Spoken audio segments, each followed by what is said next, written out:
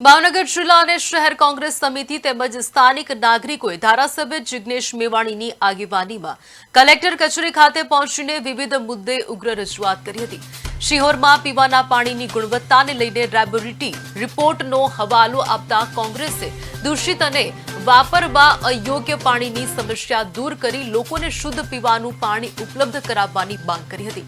આ ઉપરાંત એટ્રોસિટી એક્ટનો કડક અમલ, પીડિતોને આર્થિક અને જમીન સહાય, સાંથળીની જમીન પરના દબાણો દૂર કરવા તેમજ ગામડાઓમાં અસ્પૃશ્યતાના નાબૂદ કરવા સહિતના મુદ્દાઓને લઈને આવેદનપત્ર પાઠવાયું હતું।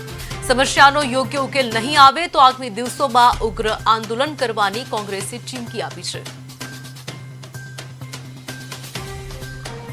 તો આ બાબતે પણ એક નવો ચીલો ભાવનગર કલેક્ટર તંત્ર દ્વારા પાર પાડવામાં આવે। કેટલાક પ્રકરણમાં સાંથણીની જમીનોમાં દબાણ છે, ગામે ગામ આજે પણ અસ્પૃશ્યતા પ્રવર્તે છે, એવા બધા પ્રશ્નોની રજૂઆત કરી છે।